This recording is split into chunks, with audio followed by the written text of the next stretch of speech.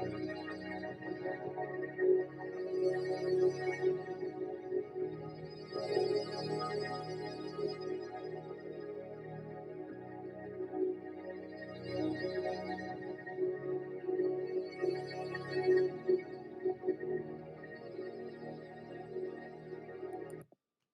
everybody. Welcome back. Mike's MMA Picks here with your Fight Morning Quick Card Breakdown show brought to you by BetDSI as well as MMAOddsbreaker. It's Fight Morning. It's around 7 a.m. here. We're getting ready for UFC Fight Island 1, where we have Calvin Kattar taking on Kattar-Ige. We've got 11 fights here. 6 of them are expected to finish. Let's kick things off. Got a quick breakdown here. We've got Khamzat Chimaev. Chimaev, 8,900 minus 365 at the betting window. 6-0, taking on a well-known name in John Phillips. John Phillips, SBG Ireland fighter, 7,300 plus 265 at the betting window. 35 years of age. John Phillips is going to come in looking to land bombs. Chimaev doesn't have much tape to him. We've been burned on prospects before, but I like what I see here. He has a mix of finishes between ground and pound and also submissions. Very impressive. Glad I got to see the weigh-ins as well. You could see that tremendous size difference. And also, I was a bit concerned here when I was looking at Chimaev has fought at welterweight before, but if he gets this fight to the ground, we are in the larger octagon. I suspect we'll see Chimaev come through here with a finish, likely in the first couple of rounds. Give me Khamzat Chimaev. Next up, we head to the men's 205-pound division where we have Modestas Bukauskas, 10-2 record, $9,000 in DraftKings, minus 180, 26 years of age, Cage Warriors fighter with what looks to be a significant length and reach advantage, though we don't have all of the specs out there. Now, on the other side of the fight, Michailidis, 12-3 record, fighting out of Greece. Spent some time in Bellator back in the day. 7,200 plus 150 underdog. 31 years old. Heavy ground and pound. Strong fighter. This line has closed over the past day or so. This fight isn't expected to go to a decision at minus 300. Bukauskas, when you watch him fight on the feet, he actually has formidable stand-up. Solid if he is up against the fence. Likes to dictate the pace. Reminds me of a John Vellante on the feet, but he also has a ground game and a bit of a gas tank. We've seen Bukauskas end up in the latter rounds. Give me Bukauskas here to get the job done. Next up, we have Aaron Phillips taking on Jack Shore. This fight takes place at 135 pounds. Jack Shore has had a few changes of opponents here. Jack Shore 12-0. Wiped the floor last time out with Nohelin Hernandez. This time, you're not getting any special treatment as far as the line goes. He's lined at minus 720 and comes in at 9,400 in DK. Jack Shore, still only 25 years old. Black belt in Brazilian Jiu-Jitsu. Solid top game. Other side of the fight, we have Aaron Phillips. Aaron Phillips, 6,800 in DK, plus 470 underdog. I'm thinking to myself, I know this name. And took a loss to Sam Cecilia back in 2014. This is his second go-around in the UFC. Wasn't necessarily on the couch but was signed recently, and they needed a short notice replacement. And in comes Aaron Phillips, a Muay Thai fighter who is fan friendly, but he's got a fan friendly style. But I think we're going to see that nullified here. Should end up on his back early and get grounded out as this fight commences. Give me Jack Shore to win this fight, and I see him getting the job done inside the distance. The line suggests the same at minus 240 that this fight finishes. Next up, we head to the men's 145-pound division, where we have Ricardo Ramos taking on Ramos-Murphy. Ramos-Murphy 8-0-1. This is a guy who I tweeted it out recently.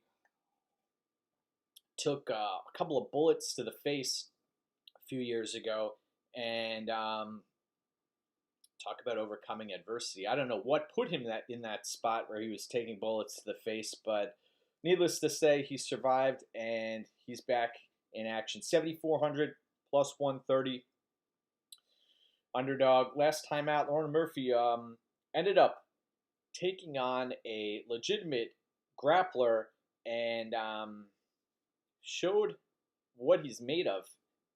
Well, he's got another legitimate grappler in the likes of Ricardo Ramos in front of him. 14-2 record.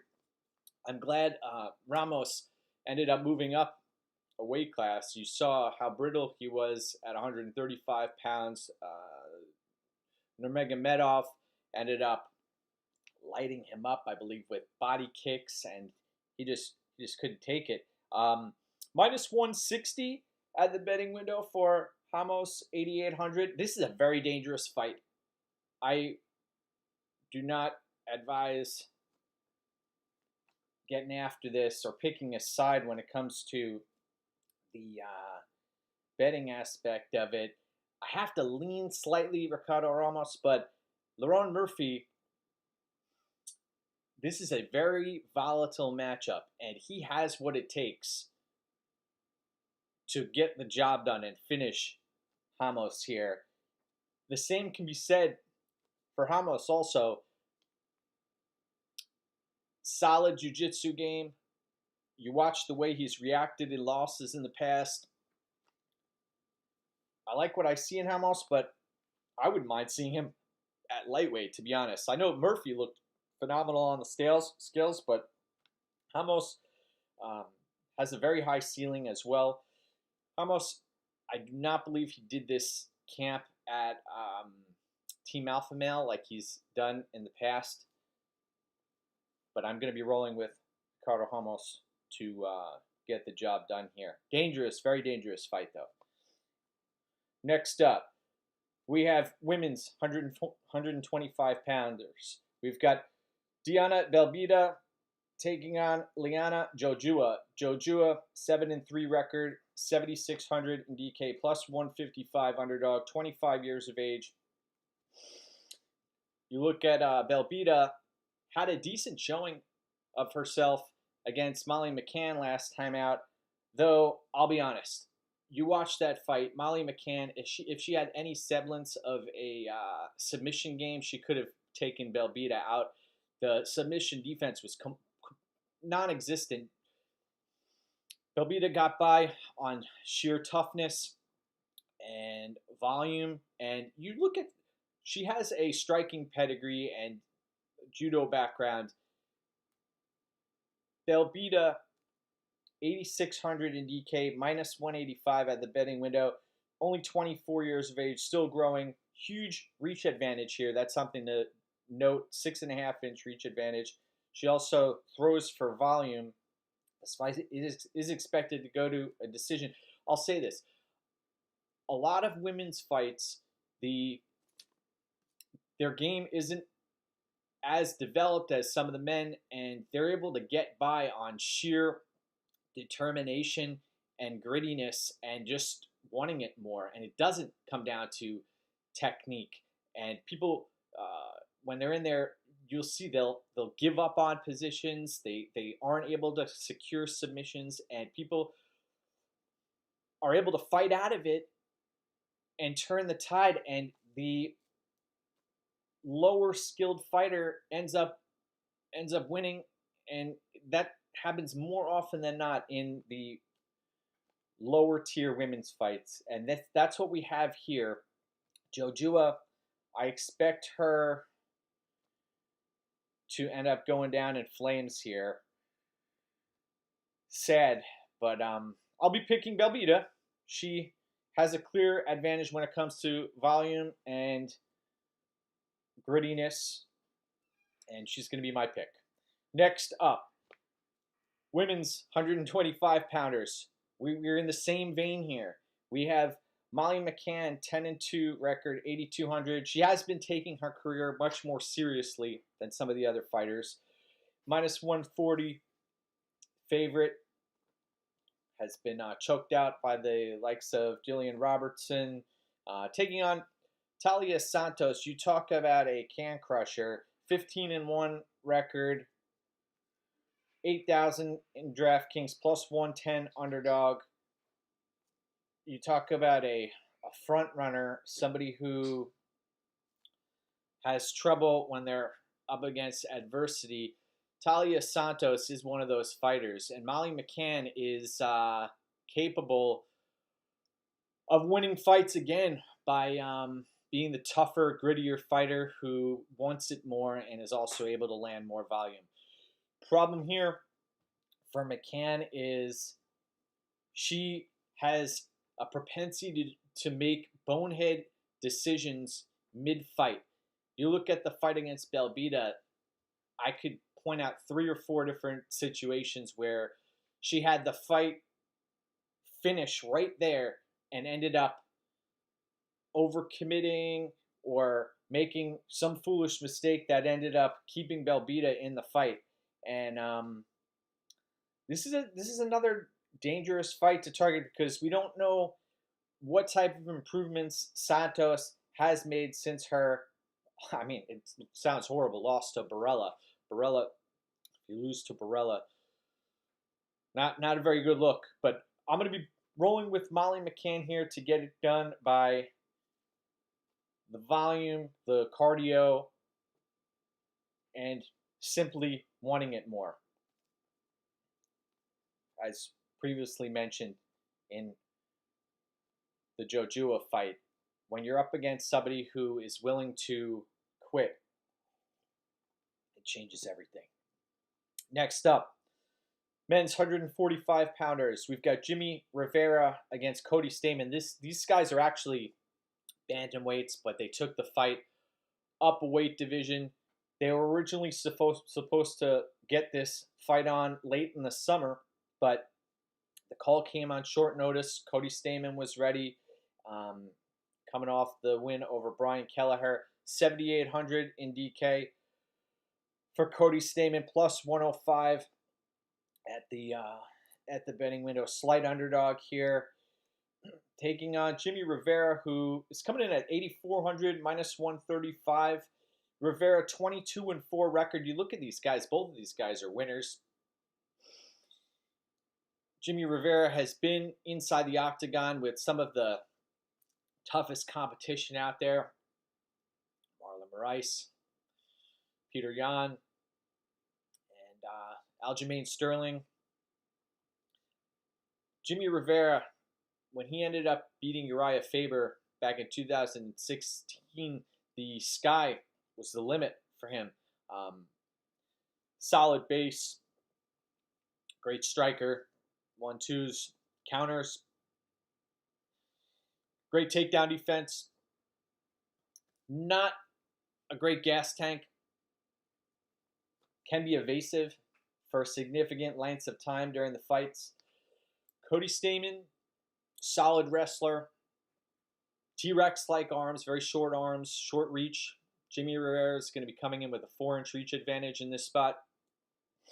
Cody Stamann, volume, cardio, ability to change levels. And I really like what I saw in the fight against Song Yadong. We've seen Cody Stamann finished in the past. Aljamain Sterling put him in a really tough spot, and I wasn't sure if that was going to end up breaking Cody Stamann, but I was wrong about that. Cody Stamann, in this spot, the quick turnaround, I've seen Jimmy Rivera wilt at times late in fights.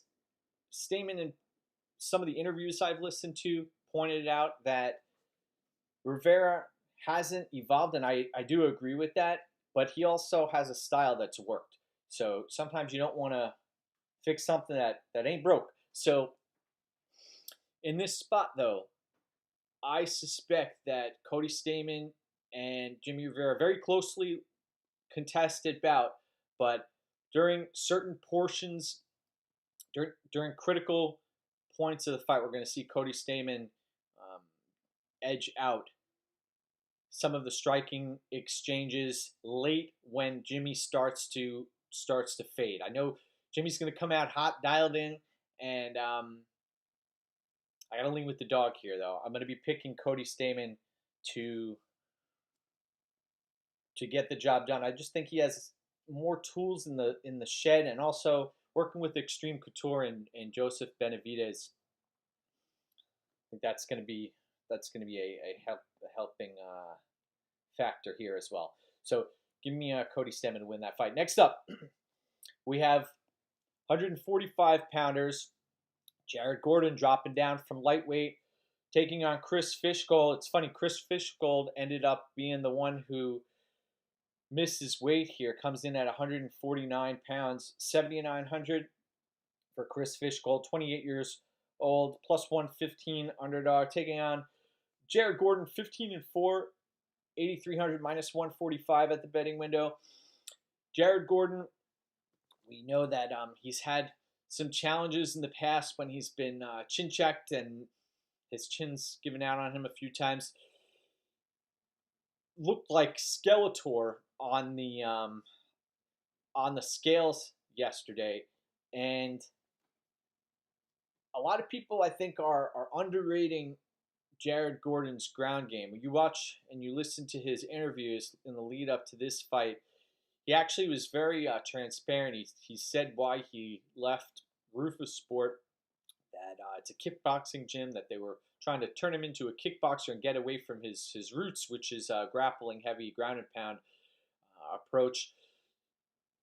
He is a Renzo Gracie brown belt. I know Fishgold is a black belt, but I through the tape and watching the way Jared Gordon performs inside the octagon, and also hearing other fighters who rolled with him, I believe that Gordon has the higher caliber ground game in this spot, and that he is going to look to grapple.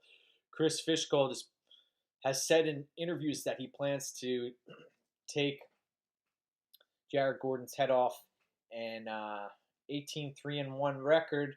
Fishgold is a winner. He's been submitted in his last fight, and also things get sketchy when Fishgold is in there. He usually likes to push a serious pace. Looked like crap on the scale yesterday, and also in his interviews, I caught that Fishgold talked so highly about making weight and how proud he's been about that. And in this spot, I really wonder what went awry as far as a botched weight cut. I believe that's what's happened here. I don't think we see Fishgold looking to gain a competitive edge against somebody who is dropping down from lightweight. But long story short, let's cut to the chase here. I see Chris Fishgold coming in, gassing himself out, hunting for a finish, trying to get this done on the feet, and Jared Gordon taking over and getting a submission late in the fight. So give me Jared Gordon to win this fight. Next up, we have the return of Abdul Razak Alhassan taking on Alhassan-Lazzez. Lazzez, 9-1 record, very, very flashy fighter. 7,000 in DraftKings, plus 255. Underdog, 32 years of age. Alhassan coming in. We haven't seen him since that Nico Price knockout. Fortis MMA fighter, 34 years of age now. had some legal issues that he's worked through. 9,200 in DK, minus 365 at the betting window. This fight, look at it, the odds for it to end inside the distance. Fight minus 515. So that's something to take into consideration when considering targeting fights for DraftKings purposes. This fight should finish. The thing is, though, who are we getting from Alhassan here? We know he's a first-round finish fighter, and but the same can be said for his opponent here. And Alhassan, I think he's going to be taking out a lot of frustration here. But I'm also a little curious and concerned about an adrenaline dump in the first round. Can't hard to cap something like that, but all signs are pointing to a Alhassan knockout in this spot. Give me Alhassan to win this fight inside the distance. Lazzez, though, you watch his fights, and he's very, very quick. Very quick, technical striker here, and but he just seems like he's not built in the same manner as Alhassan. And Alhassan is, I mean, he's tough. You know, he's a guy that has been in there with some tough opponents. The Akhmedov fight we saw, he threw the kitchen sink at him, and it still had enough in the tank to go the distance. But this fight, I suspect we'll see end in the first round. Next up, co-main event of the evening. Can you believe this? Co-main event of the evening. We've got Tim Elliott taking Ryan-Benoit, taking on Ryan-Benoit. Ryan-Benoit is coming in on, for him, it's basically short notice because he has about 7 months under his belt since we saw him last time out. 30 years of age, minus 105. This is a very closely lined fight. 7,700 in DK for Benoit. And on the other side of the fight, we got Tim Elliott. We know exactly what Tim Elliott brings to the table. He is a wild man, unpredictable. He's going to empty his gas tank.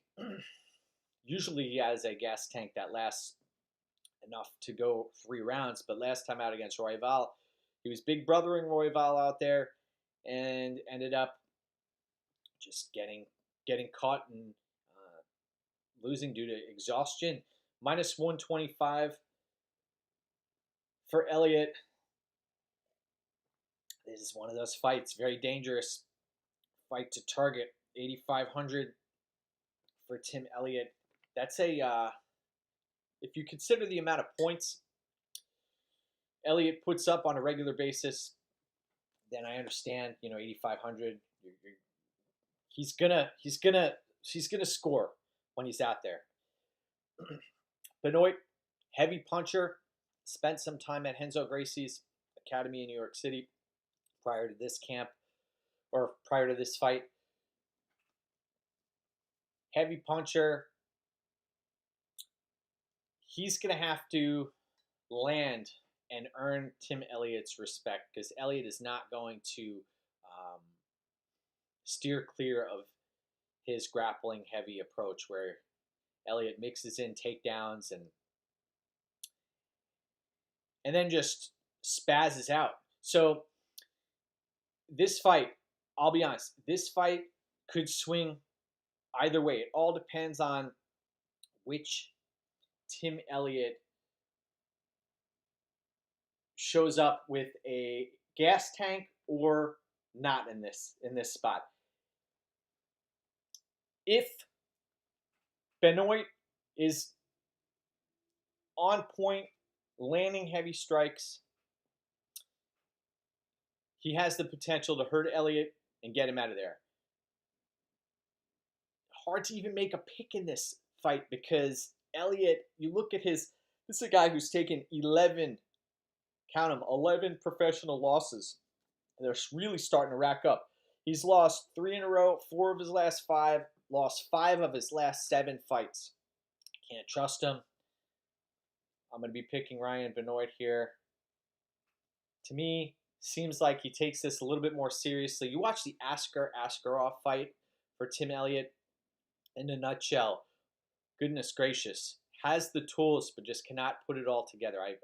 It's funny because he has James Krause working with him, and James Krause typically puts disciplined fighters out there, and Elliott hasn't been that.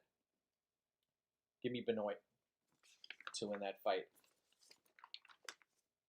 Main event of the evening, Calvin Kattar, Dan Ige. Dan Ige, 14-2 record, 7,100 in DK, plus 245 underdog. Taking on Kattar coming in at 9,100. The line has been widening, minus 320 right now. Fight does not go the distance, sitting at minus 170. So, Calvin Kattar, we know he's got tremendous boxing, quick hands, heavy punches, especially when he decides to pour it on. He's one of the prettiest fighters to watch from a boxing standpoint in mixed martial arts. Problem with him is he's heavy on his front foot and isn't willing to get away from that. He'll go out on his shield. We were heavy on him last time out against Jeremy Stevens. This fight, Dan Ige, I'll cut to the chase. I just think it's a little bit too soon for Ige. I was on Ige last time out against Barboza. I just felt that Ige has he's willing to walk through the fire, give one to take one, give two to take one.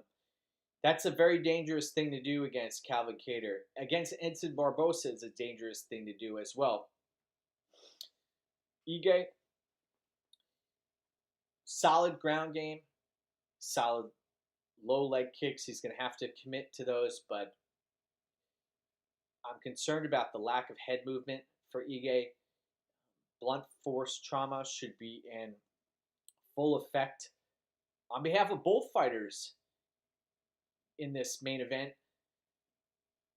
the sharper, crisper fighter is going to be Calvin Kattar. Dan Ige is going to be looking to land bombs. This fight, in a lot of ways, reminds me of the Shane Burgos-Josh Emmett fight, in that the technical striker should come out here and perform, but he's going to be eating some heavy shots.